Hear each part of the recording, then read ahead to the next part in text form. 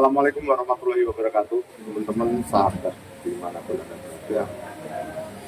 Kebetulan ini di tempat wayangan ketemu Pak Toto Wijaya yang sekaligus juga guru pembinanya Mas.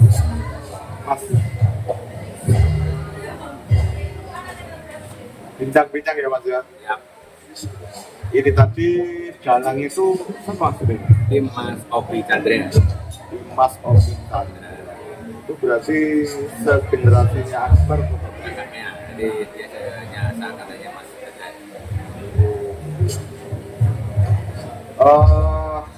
Kalau berarti sudah lulusan isi. Isi chip dalangan. Kalau versi dalangnya dengan Akbar beda.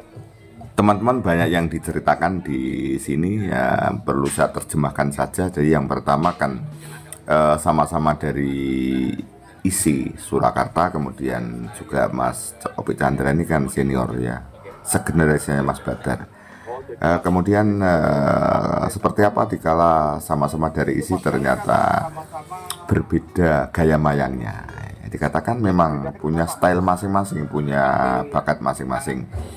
Kalau Mas Akbar itu kebetulan di segala acara bisa, karena sejak pentas langsung dihadapkan dengan audien yang berbeda-beda, yaitu bisa di mantenan, kemudian di instansi, hari jadi, di event-event besar, sehingga membuat pola Mas Akbar lebih banyak berpikir. Setiap pentas itu mesti akan memikir narasi dan lain sebagainya. Tetapi kalau Mas Chandra ini kebetulan rezekinya ya kemudian dari panggung ke panggung lokal, ya nyaman. Yang penting nanti dalang ya seperti dalang mengalir seperti itu. Itu loh yang membedakan, karena kebiasaan, kemudian juga bakatnya berbeda. Kalau Mas Opi Chandra ini cenderung menjadi dalang yang cenderung ke klasik. Kalau Mas Akbar kan sudah dikatakan menjadi dalang yang milenial. Milenial itu berarti kan harus memberikan terobosan-terobosan, baik kata-katanya, kosakatanya itu banyak menggunakan bahasa kekinian ya. Akhirnya semakin dikenal tentunya itu kerja keras. Akhirnya Akbar menjadi seperti itu sekarang, seperti ini. Jadi kalau kita tidak bisa membandingkan bahwa misalnya Opi Chandra mendapat kesempatan rezekinya seperti Mas Akbar di audien, dan tentunya karena juga punya pendidikan diisi, tentunya akan seperti itu. Karena faktor luck, faktor keberuntungannya berbeda, seperti itu teman-teman ya. Jadi sama-sama baik, sama-sama punya penggemar, tapi Mas Akbar lebih mencuat di permukaan sampai sekarang. Kemudian saya tanyakan, seperti apa sih Mas dalang itu bisa, dalang muda bisa muncer ke permukaan, akhirnya banyak digemari, itu faktornya apa saja? Jadi macam-macam, tentunya sekarang kan kalau memang dalang muda ya sekolah diisi itu pasti ya. Kemudian tentunya harus banyak mendapatkan referensi dari dalang-dalang yang sudah senior, tentunya kan harus seperti itu. Kalau tidak melihat, bagaimana caranya? Nah, kemudian setelah melihat referensi itu, indahnya tidak boleh kiblat, tidak boleh copy paste ya. Jadi bisa memilih beberapa guru ya. Misalnya Sabet pengen seperti ini, Sulo pengen seperti ini, Onto Wacono pengen seperti ini. Tetapi mana yang mantepi, artinya yang saya pengen seperti ini.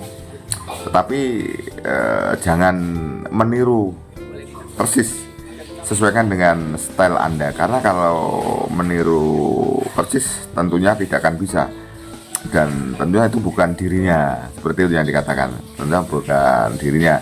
Ini bisa dicontohkan dikala Pak Koko ini dulu kan juga dalang ya di SMKI, kemudian ingin ada satu pagelaran yang penting, dan suan ke Pak Mantep. Dikatakan oleh Pak Mantep, oke, kamu niru saya boleh, tapi jangan semua ya. Kalau akan meniru saya, tentunya kamu akan tidak bisa seperti saya. Boleh kamu mengefans saya, niru saya, tetapi nanti sesuaikan dengan karakter dalangmu harus punya karakter, seperti itu teman-teman. Kemudian saya tanyakan tentunya ini dengan Mas Akbar ya. Di beberapa hari yang lalu saya belum sempat merilis, itu kan di channel-channel YouTube itu terjadi untran-untran. Jadi apa yang dilakukan Mas Akbar itu kan serba salah ya. Kalau tidak berbuat sesuatu anyep, atau dikatakan panggungnya tidak hidup, tetapi kalau berbuat sesuatu sesuai dengan stylenya Mas Akbar, mau macem-macem yang ya, tapi tentunya banyak yang menanggapi positif, tetapi ada yang menanggapi negatif. Seperti pernyataan atau masukan seperti itu, bagaimana Pak Kokok menurut penjenengan?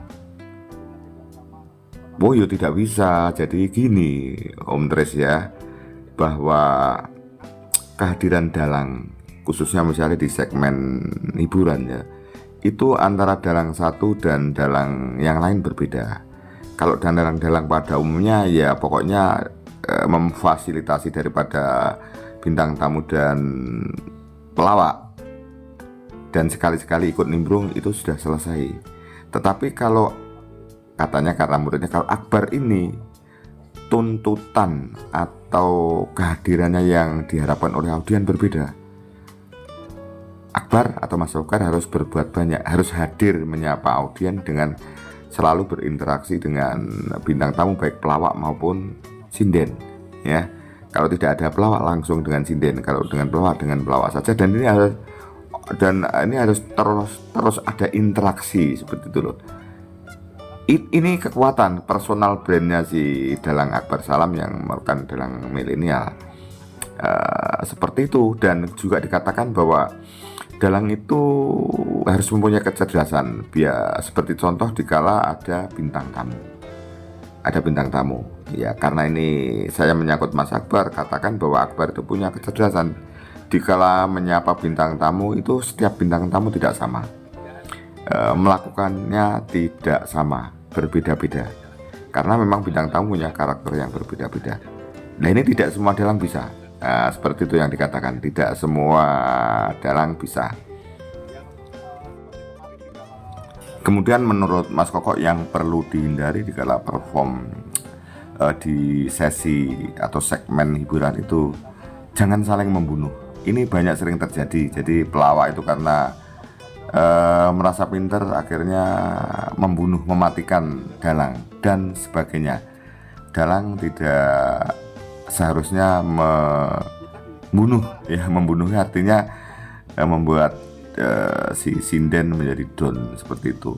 Apakah itu kurang bagus? Ya tidak bagus.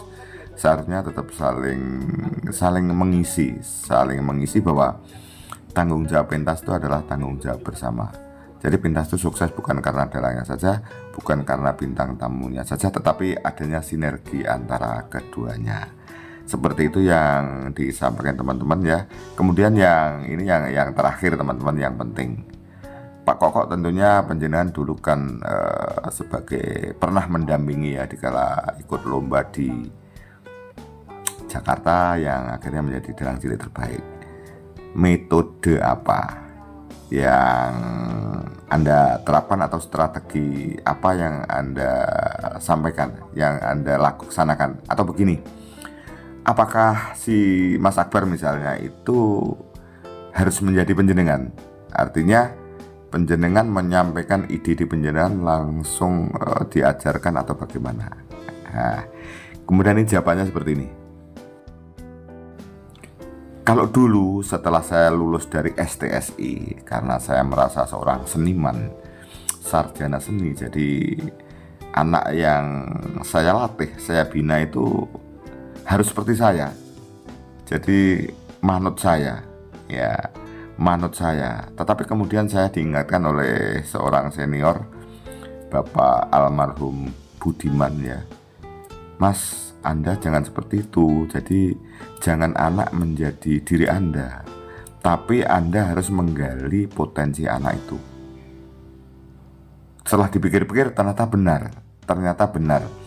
Jadi teman-teman, akhirnya Mas Kokok menyadari bahwa anak yang berkesenian itu kan anak yang berbakat. Tugasnya guru adalah menggali sebenarnya bakat, kemampuan, kelebihan daripada siswa itu seperti apa. Misalnya waktu itu Mas Akbar sejak kecil itu ternyata banyak punya kelebihan, ya itu digali, dituntun. Hanya mengatakan ibaratnya begini, Oh, kalau jalan jangan ke kanan nanti parit. Kalau jangan ke kiri nanti parit. Jangan terlalu kanan nanti ada kendaraan lewat. Kalau ingin lari dengan cepat ini loh caranya. Misalnya ya seperti itu ya. Kemudian dalang ibaratnya membuat rumah itu membantu memberikan finishing. Memberikan finishing itu ya ngelus biar bangunan itu menjadi bagus. Kira-kira kalau saya terjemahkan seperti itu teman-teman. Akhirnya siswa memang tidak harus seperti gurunya ya. Jadi siswa tidak harus jadi seperti pelatihnya. Itu yang saya tanyakan akhirnya, bahwa dalang-dalang yang bisa mencari itu satu ya karena punya kemampuan, karena juga faktor luck, keberuntungan, juga mungkin karena rezekinya seperti itu ya. Karena memang sudah oleh Tuhan sudah diberi modal dasar yaitu bakat, dan bakat itu tugas instruktur adalah menggali bakatnya anak itu akhirnya ketemu dan dikembangkan. Itu loh teman-teman yang bisa saya sampaikan. Kemudian ada kata-kata begini, apakah Mas Kokok misalnya jadi orang yang terkenal bisa membuat terkenal seseorang?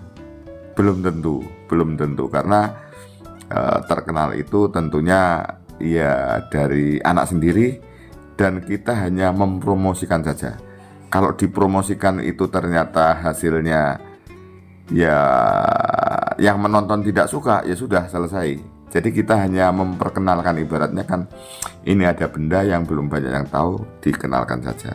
Tetapi kalau memang tidak punya daya tarik, tidak punya nilai, ya sudah selesai, hanya itu saja. Itu teman-teman yang bisa saya sampaikan. Mungkin masih banyak ini video saya ya. Suatu hari akan saya lanjutkan. Terima kasih video saya yang ya seperti ini, mudah-mudahan tetap ada manfaatnya ya. Terima kasih sekali lagi. Wassalamualaikum warahmatullahi wabarakatuh. Sampai jumpa di video-video saya berikutnya.